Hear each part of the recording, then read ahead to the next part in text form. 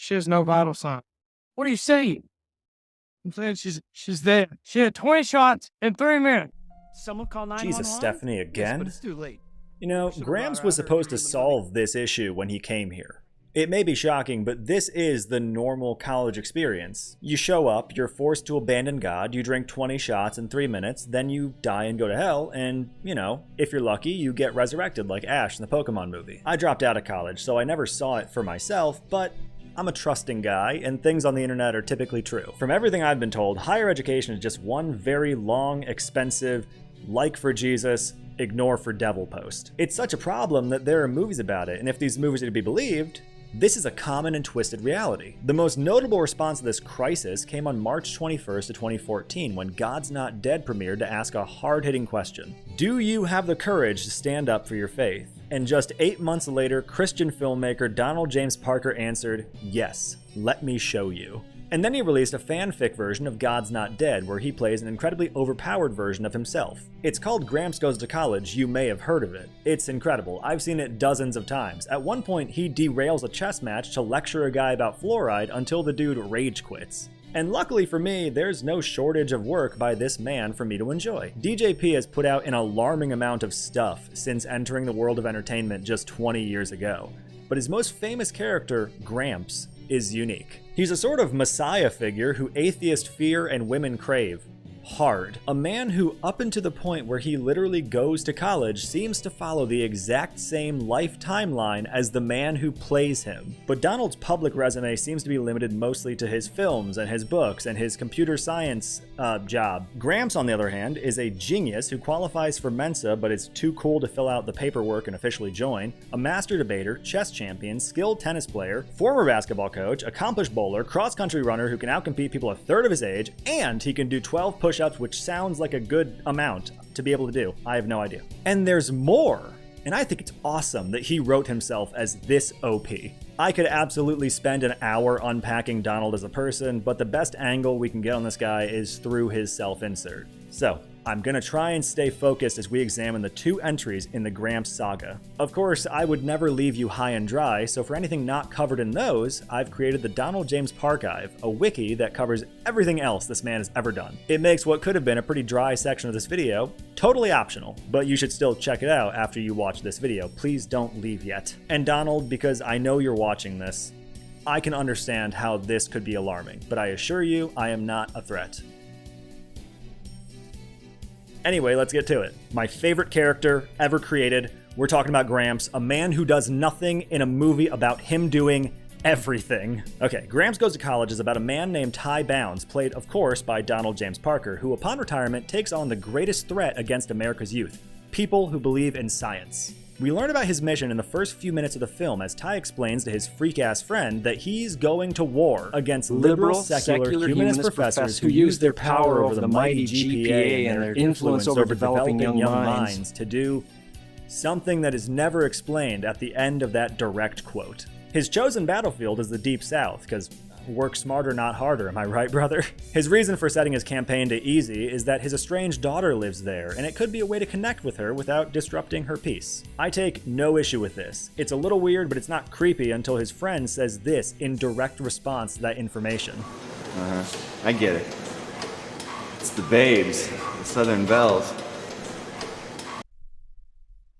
Why'd you write that, Donald? Anyway, Ty arrives at school, and from the moment he steps onto campus, the tone is clear. This is not a man on a journey.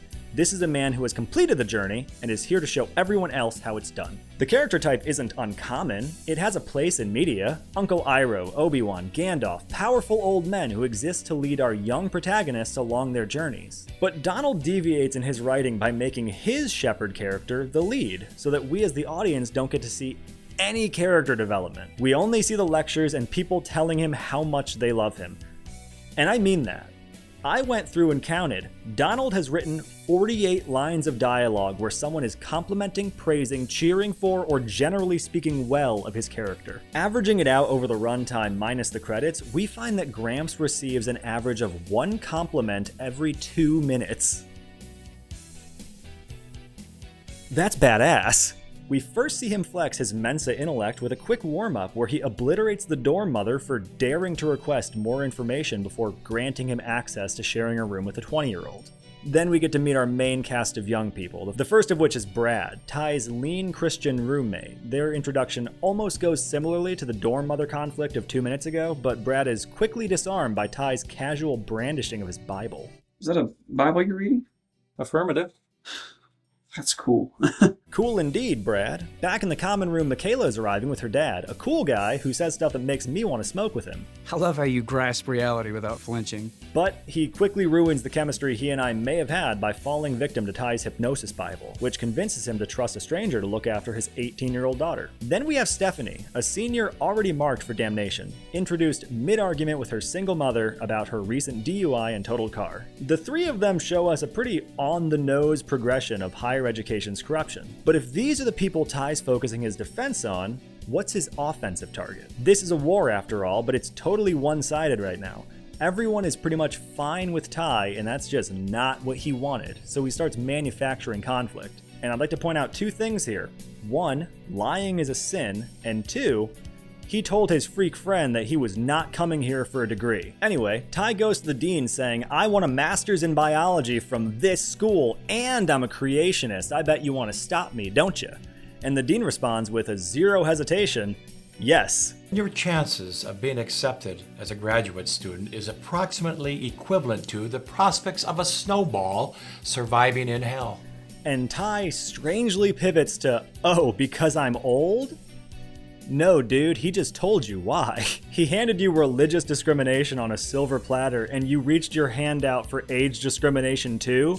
Greed. But this finally gets us to our God's Not Dead moment. Dr. Tucker, a canonical Mensa genius, who actually filled out the paperwork, published researcher, and proud self-proclaimed superiority complex haver who is allergic to upward mobility. Because despite all of that, she just teaches intro to biology after 25 years. Oh, and you bet she's a feminist.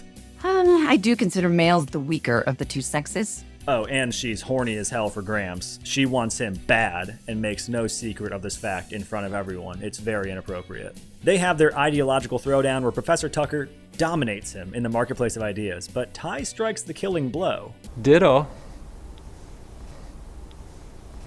The war is on, or at least it should be. No, we need to introduce the actual antagonist of this story. We'll meet him for the first time as Ty assembles his crew and tries to play matchmaker with Brad and Michaela. But it's Stephanie who wins his affection by being the funniest person at this school. You don't have a boyfriend? Honey, I've got lots of them. I'm a bit of a player, how about you? Before Brad, her most recent flame, as Donald thinks young people say, was Jace, who I don't like to believe Donald wrote the dialogue for. Your mouth's saying one thing, but your eyes are telling me you still want me. Jesus, did someone turn the heat on? Jace is our antagonist for no reason. He's not a liberal professor, he's not an outspoken atheist, as is evident by Stephanie's science-based insult bouncing right off of him. Your ego reminds me of the universe. Still expanding. He's not even particularly hostile towards Gramps when they first interact. Looking at him compared to everyone else Ty could have focused on, Jace's only real motivation is that he just doesn't like that Gramps is going to college. It's something that Ty absolutely should have turned the other cheek about, as will become clear. But this slight hostility about his age is exactly what Ty's been searching for, and Jace is marked as his primary target. The rivalry kicks off during an intramural sports thing where the two act as captains to rival teams. The Sons of the King and the Demons. I will let you figure out which is which. Cast your votes now down in the comments. Which team do you think Ty leads? To his credit, Ty does use these games as a way to evangelize, but loses focus pretty often, detouring to topics like fluoride and fermented foods. When the government supplies the drinking water, I don't have a choice, and they're basically forcing me to ingest poison. Facebook stuff, not exactly biblical. Interestingly, for every debate or conflict, there's 3 people eager to shake his hand and ask for an autograph, so it serves an ego purpose too. Hey, by the way, I'm in your bio class. Thanks for standing up for those of us that are afraid. As the sports rivalry escalates, Ty is dominating. Chess, his opponents are absolutely cucking themselves when he beats them. Cross-country running, some people hold themselves back intentionally because they respect him that much. Basketball, I think he's just really good at that himself. He does it all, and he does it all better than this physically fit, handsome young man. It's nonsense, but explainable once Michaela attributes Ty's success not only to his perfect physical and mental condition, but also to the diets of his opponents. They fill their bodies with substances that slow them down. She could mean alcohol, but it's vague enough that I'm not willing to rule out cement, in which case everything is totally believable. Upon learning just how good Ty is at everything from his closest advisor, Jace figures the best way to win is not to outperform him, but to remove him from the playing field altogether. So they're gonna get him expelled.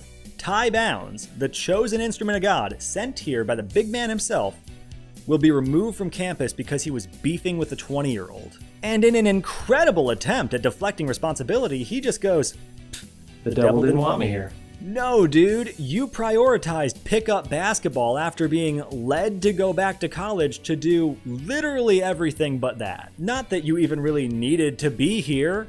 You weren't doing anything. Proof evident by what can only be called a subplot happening in the background of this thing with Jace. While all of this is going on, Ty is also going on dates with Professor Tucker, and I'm not even gonna get too far into it. These scenes are like if Twitter and Reddit had a baby. Just a highly qualified woman debating a man whose entire argument is a mix of semantics, gotchas, and nuh-uhs. But as I said, Tucker wants him bad, and at the point of the movie where Tucker gets her most bold and tries to sexually assault Ty, Stephanie is mid-drinking contest with Jace, and Brad bought her way in. That's two of Ty's disciples who have fallen into the devil's trap while he was breaking bread with the enemy and playing basketball. And it's no small thing. As you know, Stephanie literally dies and goes to hell after drinking 20 shots, 30 ounces of Sky vodka that this young man identifies as Everclear, like I literally can't see it, in 3 minutes. This is our climax. Michaela commands God to return Stephanie from hell, and I'm assuming it goes kind of similar to like when Castiel pulls Dean out in Supernatural. The silver lining is that Professor Tucker sees this happen because she chased Ty here after he fled, and it convinces her to renounce her atheism. And also she quits teaching, something that is pretty much the opposite of what Ty should have wanted, as she's replaced immediately with a new bio teacher who, when challenged by Ty's disciples, just goes, yeah, alright, whatever. Memorize what's in the textbook or I'm gonna fail you. At least Professor Tucker allowed people to challenge her. She values science. This dude just building tenure. But that's fine. Just one more of Ty's many failures. And that's it. Stephanie has risen from the dead, and Gramps is expelled for selling alcohol to minors, something we're told he didn't do, but who knows? It's not like we see him doing anything to stop minors from drinking. Come on, Stephanie. Let's go check out that bourbon. The sexual urge is the most powerful thing that humans experience. And it's kind of a terrible message too, because the most tragic thing about Stephanie's trip to hell is that, sober, she's not funny anymore. I'm the best dancing partner you've ever had. Oh please, I'd rather partner with the abominable snowman. Somehow there's 40 minutes of this movie left, but it's less dense and dedicated solely to sports, with very small dusting of the point of the movie. Ty trains Brad at tennis while also at the same time becoming a marriage counselor, gay marriage counselor, puppet marriage counselor, and he finds a new group of young people to compete against physically. Look at him go. Brad beats Jace and Ty goes, well, my work here is done. Time to head home. I hate to be the one to tell you this, Ty, but this is not why you were sent here. Well, he's heading home. Roll credits, right? Wrong. Not before this. What is all this? It's your fan club. Notably, Brad does not appear at his going away scene or his parade, and I am desperate to know what happened behind the scenes that caused him to not be there for this. But that's Gramps Goes to College, a movie about a man who can do everything but chooses to do nothing instead. All the events of this movie would have happened whether he were there or not. Professor Tucker isn't spreading her propaganda to young people anymore, a new, more institutional guy is. Stephanie died and went to hell on his watch, and was revived by Michaela, who she probably would have done that anyway. The college is still standing. He didn't do anything. Not to mention Jace got the last laugh. Sure, he didn't win the intramural sport thing, but he removed Gramps from college. Jace ended Ty's evangelical campaign. And it only happened because Ty wasn't focused on his mission. Maybe instead of playing basketball, you could have helped to avoid, I don't know, Stephanie dying and going to hell? You acknowledge that in the beginning of the movie, you think she's on the wrong path, and then you just shrug, take a big swig of your gamer fuel, and just get called a hero by a young man in an Iron Man shirt. You're our hero. What?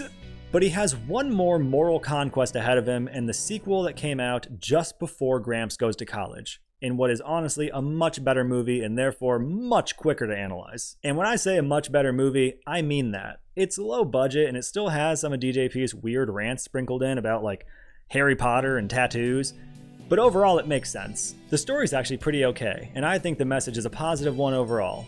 I like In Gramps' Shoes, and I won't be shamed or captured for it. This one opens with Ty praying to a god he very recently disappointed, begging him to bring the most southern of bells back to him, his estranged daughter. And fortunately, God does give second chances, and Ty is granted a shot at redemption. The moment he hangs up with the Lord, his daughter, now a single mother desperate for some help, calls him for the first time in over 20 years. The bank is preparing to take her house, and her son Scott is something of a dick. Two things Gramps is uniquely qualified to handle as a well-off man of perfect moral compass. But when he arrives, we're quickly reminded that this is a Parker film, as in the 9th, 10th, and 11th minute of this movie, someone comments on how young and fit Ty looks. You're still running? That's what keeps me young. Guess must be doing something. 3 times in 3 minutes, and then he tops it off by challenging his grandson Scott and his friends to a foot race. It's silly, but unlike the last movie, here it kind of makes sense. Scott and his friends smoke cigarettes, something that isn't good for 14-year-olds to be doing even in secular circles. And Gramps challenging them to a race comes with the bending of his usual moral limits around betting. If he wins, they stop smoking. If they win, he buys them all a bunch of pizza. Even the weird ones. We've got this in the bag. 2 months of pizza coming up. It makes sense. It's saying if you smoke, you won't even be able to outperform an old man. That's how bad it is for you. But for Scott, it goes beyond that. Over the course of the movie, he embraces having an adult around that not only cares about him, but has the time and resources to do so openly. It's something his father failed at, and his mother is too busy trying to keep food on the table to do well. And Donald doesn't frame Scott's mom as a villain who's failing him. She too is a victim of circumstance, someone who, if given the resources to do so, could be the mother she wants to be. The race comes and Ty dominates as us Gramps heads knew he would. Then everyone gathers around to watch him do pull-ups. It's really weird, but once again, this works thematically because it demonstrates to Scott why he should hold up his end of the bargain. Outside of the running plot, the family starts going to church again, and this is where I value what the movie is saying, even though I am not a church-going man or even particularly religious. The church in the movie isn't presented in the way you think it might be based on who wrote it. It's a place of gathering where community is built, and where Scott and his sister can find friends or more people that value them, and where their mother can find some relief as well. These are the things a lot of people miss when they leave their religion in real life.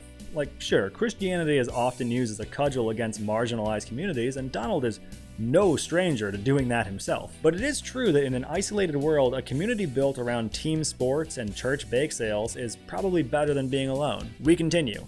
Ty trains with Scott and teaches him how to drive. Scott's weird friends get busted for selling heroin or something. And then there's a big race that Gramps and his Gramp children all compete in, and Scott doesn't do very well, and he kind of freaks out about that. But it gives us a teachable moment that convinces Scott to take himself more seriously and stop blaming others for what he perceives as failures. Life is a marathon, not a sprint, says Gramps, I'm sure. All of this solid character development culminates in Scott finally beating Gramps at a foot race and the big "I'm proud of you" moment. Then in the next scene, Gramps is shot and killed by Scott's dad. Where's Michaela when you need her? Brad's gonna feel like such a dick for flaking on the going away party when he hears about this. Pick one of those jokes. So yeah, that's the end of Gramps. The perfect example of how to, and how not, to do a story with a religious message. Gramps Goes to College doesn't work because it's heavy-handed and Donald doesn't understand the points he wants to argue against well enough to form competent arguments against himself. Like, of course Ty owns everyone in the marketplace of ideas. He wrote their ideas in the most bad faith way possible. I'm not going to make a whole thing of it, but his entire anti-evolution argument hinges on the idea that natural selection isn't matter or energy. Something I guess he also takes issue with when it comes to maps. You know, we teach that the universe is comprised of matter and energy. Are these directions matter or energy? Matter and energy to Gramps are the only two components of the universe, by the way. I don't know what that means. Like, I'm almost certain that's not correct. This is meant to be a gotcha to atheists to say, see, you also believe something you can't see. You can't show me natural selection just like I can't show you God. But no serious real person is arguing that God isn't real because you can't put him on your touch list. Yet nobody in the movie can argue against him because they're written by him, so they operate under a scientific understanding that literally nobody follows. He's strawmanning science, and it makes even Christians who have seen this movie go, man, this kind of makes us look bad, huh? And that's enough of that. I don't have any real interest in countering any of Donald's points, but I needed to just to show how ineffective Gramps is. The arguments were written for him to win, and he still doesn't succeed. But the sequel works because it focuses on the stuff that people actually find appealing about the lifestyle he leads, and not the titular character being a dick to people and literally scoffing before delivering every line of dialogue. This conclusion does require me to give a pretty charitable analysis of In Gramps' Shoes, but I'm okay with that. Now, this is the part where I admit I don't agree with Donald James Parker on many things, but I actually do admire his ability to create media that he feels is important. Creating something is hard. Sure, he operates on a pretty low budget, and sometimes his movies are pretty cringe. You always told me not to quit on you, so don't quit on us. I'm not quitting, Scott. I just reached the finish. But when I watch them, and I see a boom mic poking into frame just to get a basketball swish that ended up being replaced with music and the entire scene had to be ADR, I feel a connection to him. I've been there. I too have tried to do things creatively and had them not land. Too many people focus on blasting the quality allowed by the budget of his movies or his kind of weird personal quirks rather than actually critiquing the things he's created. Like, honestly, I watched one interview of Parker where they tried to trap him by leaving the room so he would be alone with their female camera operator, just to see what he would do. But they knew what he would do. Of course, because DJP isn't comfortable with that. He quickly removes himself from the space as well. I don't like that. You shouldn't cross someone's well-known boundaries just because you don't take them seriously or because you don't like the stuff they make. That sucks. I think Donald is wrong about a lot of things, and I mean a lot of things. But I respect his right to believe. Also a crazy movie. But beyond that, I admire his ability to put something together on a shoestring. There's nuance to these things. A lot of his beliefs are harmful to a lot of people, and seeing him get confronted in interviews, it's clear that he's both passionate and easy to agitate. I would not want this man to have political power or the ability to mold the greater culture into what he thinks it should be. But man, if it isn't incredible that he's put together enough work in the past 20 years to fill a whole wiki. And he's done it doing something that he obviously enjoys. Donald James Parker is really interesting, but I don't like that nobody has ever given him an honest critique of his films. It's far too often personal attacks or going, look how cheap this movie looks, or my least favorite, trying to diagnose Donald James Parker with narcissism because of the way that he wrote Gramps. I'm not qualified to do so, and even if I were, I wouldn't do it. That's weird. Admittedly, none of his other characters are as perfect as Gramps is. Gramps was like the first character he wrote to be put on film, and I can understand he got a little trigger happy with the good stuff. I just think it's silly. Like, there's a place for doing those other things, sure, but it would be a shame to ignore everything else in favor of them. So that's my Donald James Parker video essay. It may not look like it, but this was a Sisyphean task for me. I scrapped this and started over no less than 30 times over the past year, and I don't care if nobody likes it or sees it, because I finally made it happen just like Donald would.